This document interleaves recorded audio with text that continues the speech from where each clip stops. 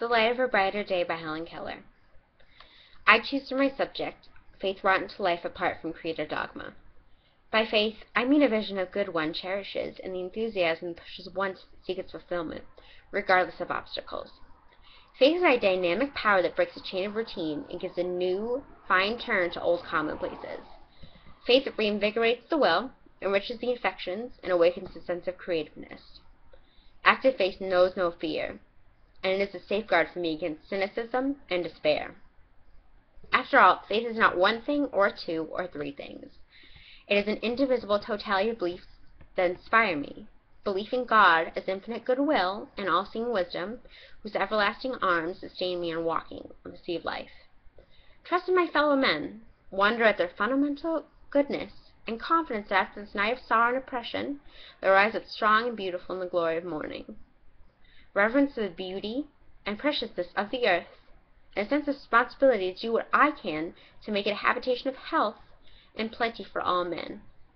Faith in immortality, because it renders less bitter the separation from those I have loved and lost, and because it will free me from unnatural limitations and unfold still more faculties I have in joyous activities. Even if my vital spark should be blown out, I believe that I should behave with courageous dignity in the presence of faith, and strive to be a worthy companion of the beautiful, the good, and the true. But fate has its master in faith for those who surmount it, and limitations has its limits for those, though disillusioned, live greatly. It was a terrible blow to my faith when I learned that millions of my fellow creatures must labor all their days for food and shelter, bear their most crushing burdens, and die without having known the joy of living. My security vanished forever, and I have never regained the radiant belief of my young years that earth is a happy home and hearth for the majority of mankind. But faith is a state of mind. The believer is not soon disheartened. If he is turned out of his shelter, he builds up a house that the winds of the earth cannot destroy. When I think of the suffering, the famine, and the continued slaughter of men, my spirit bleeds.